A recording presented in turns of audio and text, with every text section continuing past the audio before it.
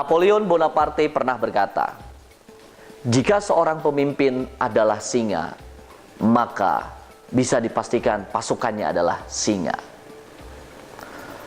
Mendengar perkataan Napoleon Bonaparte ini, kita bisa melihat sebuah kesimpulan bahwasanya mentalitas seorang pemimpin itu akan menentukan bagaimana mentalitas anggota timnya.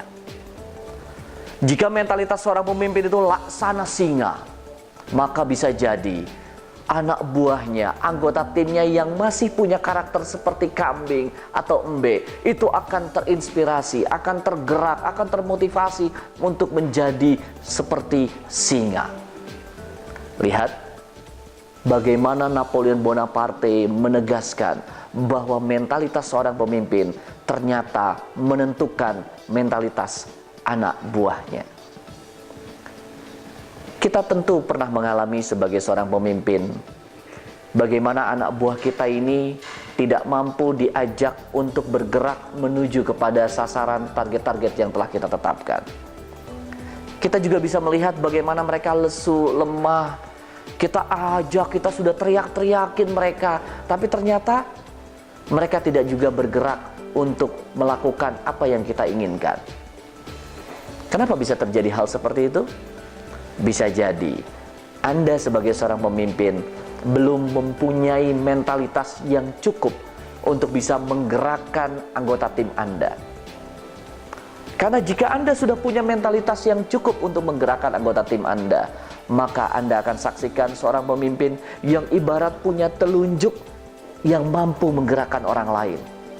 Arahan-arahan yang sederhana, instruksi-instruksi yang simple ternyata mampu diaplikasikan dengan baik oleh anggota timnya. Nah, bagaimana dengan Anda hari ini sebagai seorang pemimpin? Apakah Anda masih kesulitan untuk menggerakkan anak buah Anda? Atau ternyata Anda sudah memiliki telunjuk yang ampuh ini, yang mampu menggerakkan anak buah Anda secara automatically? Nah, apapun kondisi Anda hari ini, saya ingin mengajak Anda sebagai seorang pemimpin untuk senantiasa membangun mentalitas kepemimpinan Anda. Ada 3 tips yang saya ingin bagi kepada Anda semua agar Anda terus mampu meningkatkan mentalitas kepemimpinan Anda. Tips yang pertama yang akan saya bagikan adalah care for others. Yuk, jadilah seorang pemimpin yang senantiasa peduli dengan bawahan kita. Mau mendengar aspirasi mereka, baik itu ide gagasan mereka atau bahkan keluhan-keluhan mereka. Dengarkan, tampung itu semua, pedulilah kepada mereka. Karena ingat hukum sebab akibat, jika kita peduli kepada mereka, maka harapan kita untuk mereka peduli kepada kita dan juga target bersama kita itu akan terpenuhi. Itu tips yang pertama. Yang kedua, jadilah seorang pemimpin yang senantiasa take responsibility, mengambil pertanggungjawaban terhadap semua yang terjadi di dalam kepemimpinan kita. Kenapa harus begitu? Karena kita sebagai seorang pemimpin itu laksana seperti orang tua terhadap anak-anak kita. Good or bad, baik atau buruknya anak-anak kita, anggota tim kita, kitalah sebagai pemimpin yang harus mengambil tanggung jawabnya. Jangan kita lepas tanggung jawab, tapi senantiasa kita ambil semua pertanggungjawaban yang ada di dalam anggota tim kita. Nah, yang ketiga, tips yang terakhir ini adalah sesuatu yang akan merangsang anggota tim kita, membuat mereka terus bersemangat untuk tumbuh. Apa ini yang ketiga?